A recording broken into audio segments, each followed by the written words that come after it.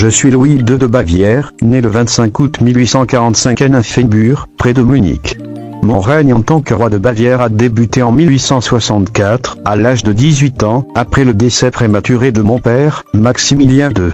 Dès mon accession au trône, j'ai ressenti un amour profond pour l'art, la culture et la beauté. Mon intérêt pour les contes de fées, la musique et l'architecture m'a rapidement conduit à être surnommé le roi fou ou le roi de contes de fées par certains de mes contemporains. Pour moi, la réalité semblait souvent insatisfaisante, et je trouvais refuge dans un monde imaginaire. Ma passion pour les arts m'a poussé à devenir un grand mécène.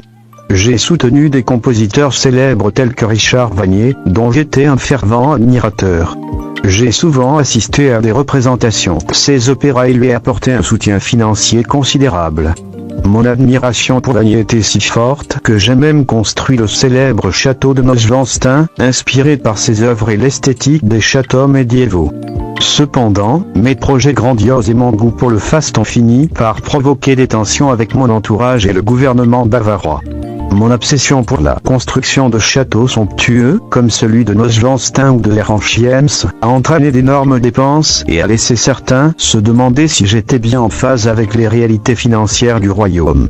Malheureusement, ces tensions ont fini par se transformer en crise politique, et en 1886, le gouvernement a décidé de me déclarer inapte à régner. J'ai été placé en résidence surveillée dans le château de Berre, au bord du lac Sternberger. Quelques jours après, le 13 juin 1886, je suis retrouvé noyé dans des circonstances mystérieuses. J'avais seulement 40 ans. Ma mort prématurée a alimenté de nombreuses spéculations et théories sur les circonstances réelles de mon décès. Certains ont évoqué un possible suicide, tandis que d'autres ont suggéré qu'il s'agissait d'un assassinat.